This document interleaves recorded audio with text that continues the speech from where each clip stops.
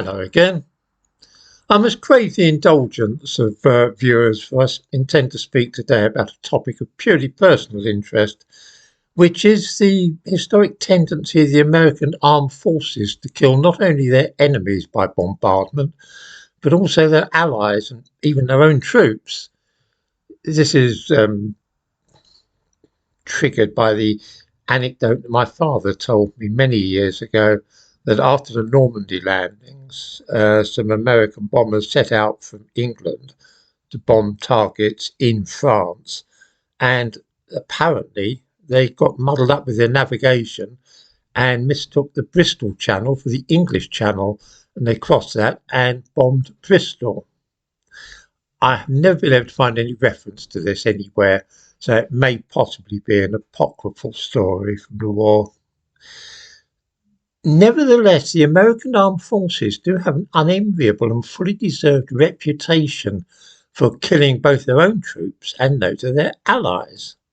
Indeed, so familiar are the Americans with the phenomenon that they have adopted various euphemisms to describe it, such as homicide, collateral damage, blue on blue, friendly fire, and so on. Throughout the Second World War, the Americans shot down their own aeroplanes and bombed their own side with such monotonous regularity that it became the subject of a rueful joke which circulated among the British forces. When the Germans fly over, the British duck. When the British fly over, the Germans duck. But when the Americans fly over, everybody ducks. American bombers routinely pounded their own troops and those of their allies. Even neutral countries were not immune from this hazard. On April Fool's Day 1944, the Swiss town of Schaffhausen was struck by 50 American bombers, which left over 100 people dead. Despite furious protests by the Swiss government, bombing raids by the Americans continued on and off for the next year, culminating in March 1945 with the bombing of Zurich. Pilot error was responsible, but it still gave a terrible impression of American military capabilities. The Swiss were not allies of America, they were strictly neutral, and so the killing of their civilians in this way cannot really be regarded as friendly fire, more a year-long series of unfortunate mistakes. However, the killing of their own civilians on American soil is another category entirely. I've spoken about this relating to the shelling of Honolulu, and in a later video I hope to mention something about the time the Americans shelled Los Angeles. In June 1944, 4 years after they had been ignominiously chased from France by the German army, leading to the evacuation of Dunkirk, the British army was ready to return. This time they would not be alone. The Americans had entered the war after the attack on Pearl Harbor, and together the two countries felt they were in a position to drive the Germans from the territory which they had seized, and ultimately to march on Berlin itself and destroy the Nazi regime. Modern books about the landings on the French coast at Normandy, which we now know as D-Day, tend all too often to gloss over the appalling number of casualties, both military and civilian, who were killed by friendly fire during the operation. Here are one or two typical quotations from a book published over 40 years later.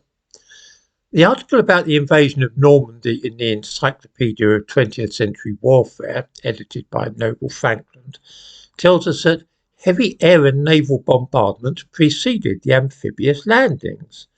And we're also told that the British and Canadians had a bitter struggle to capture Caen. Conspicuous by its absence is any mention of the fact that although 3,000 Allied soldiers died on the first day of the landings, just as many French civilians were killed, and that they died at the hands of the British and American forces who had come to liberate them. Let's consider the destruction of the ancient city of Caen. The British had of course been in Caen before 1944, something which would have been known to the inhabitants of the city. In 1346, Edward III, King of England, seized the city and massacred 3,000 of those living there, and he burned a large part of it to the ground. 70 years later, under Henry V, the British were back doing much the same thing. For this reason, it may be assumed that the arrival of another British army in 1944 might perhaps not have been greeted with great enthusiasm. On the first day of the invasion, the British decided the best way of preventing the Germans from rushing reinforcements to the beachheads being established on that part of the coast would be to demolish the bridges over the River Orne. The American Air Force was assigned the task of taking out the bridges, but with their customary lack of precision, missed them entirely, and instead razed to the ground a large part of the centre of Caen, killing around 600 French civilians in the process. After the Americans had failed to bomb the correct targets, the British decided to have a go, but they were no more successful. All in all, a large part of Caen was reduced to rubble. By the time the bombing was finally over, 3/4 of the city had been razed to the ground, combined with the deaths of 2,000 civilians. To be fair to the Americans and British, they were not only killing French women and children with their air raids, they were also at about the same time accounting for many of their own soldiers in the same way. Seizing and holding the Normandy beaches had proved to be the easiest part of the invasion of Europe. The hope had been that once they saw the strength of the united British and American forces facing them, the Germans would crumble and perhaps flee in terror. They did not. They dug in and prevented the Allies from breaking out of the beachheads. Having learned nothing from the failed tactics used at the Battle of the Somme during the First World War, the Allies decided that the best way of crushing and demoralising the troops facing them would be to pound them mercilessly with high explosives. If enough bombs and shells were used, then the Germans would either be killed or emerge from their shelters as gibbering wrecks, incapable of opposing the advance of the Allied forces. It didn't work in 1916, and it didn't work in 1944 either. The Americans were particularly keen to use bombing to subdue the German opposition. They devised a plan that would see the American Air Force delivering hundreds of tons of bombs onto the German lines near the town of Saint-Lô, where the American troops were being held up by stiff resistance from the Germans. The only difficulty was that this would require surgical strikes from the American planes because the two sides were so close to each other. Operation Cobra, as it was called, was felt to be vital. If something was not done, then the Allies would never be able to leave the area of their initial landings and move out into the open countryside beyond. The aircraft which would be used for the precision bombing of the German positions were 1,584 B-17s and B-24s, and these heavy bombers would be flying at 15,000 feet. This was the kind of bombardment which was traditionally carried out by artillery, which could of course be accurately aimed. The Americans, though, were growing impatient. It was approaching the end of July, almost 8 weeks after the Normandy landings, and they were still stuck a few miles inland. Even before the bombing began, there were those who could foresee disaster. The gap between the American and German lines was so narrow, only a mile or two, that it would be almost impossible to achieve the desired accuracy. The senior officer who demanded the raids, General Omar Bradley, simply couldn't understand why the US Air Force seemed so determined to put problems in his way. His rank meant that ultimately he was bound to have his own way, and the first bombing raid took place on 24th of July 1944.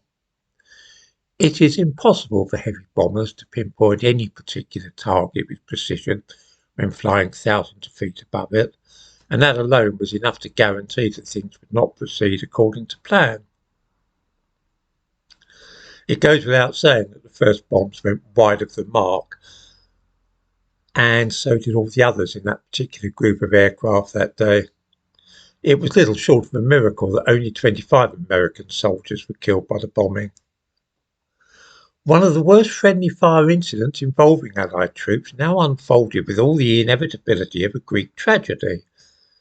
The omens for the full-scale bombing, which was to take place a day or two after that initial raid, were anything but auspicious. For one thing, the cloud cover was lower than expected at 14,000 feet, which meant that the planes would be flying at a different height from that which had been planned. And that in turn meant that all the calculations relating to the optimum time to release their loads would have to be carried out again. Smoke obscured much of the ground as well. Despite this, the order was given to go ahead. Over 4,000 tons of bombs were dropped, with of course the intention of systematically obliterating the American defences. Just as with the previous day's attack, two of the lead bombardiers though misjudged their position and released their bombs early. And also, just as on the previous day, the aeroplanes in their group followed suit, bombing not the German but the American lines. The 30th Infantry Division, which had borne the brunt of the friendly fire the day before, was hit again, with a loss of 61 men. In all, 111 American soldiers were killed by their own side that day, including the highest-ranking American soldier to die in Europe during the Second World War, General Leslie McNair. Eyewitness accounts of the effect of the bombing by their own planes were almost unbelievably gruesome. One man wrote, "My outfit was decimated, our anti-tank guns blown apart. I saw one of our truck drivers, Jess Ivy, lying split down the middle. Captain Bell was buried in a crater with only his head visible. He suffocated before we could reach him."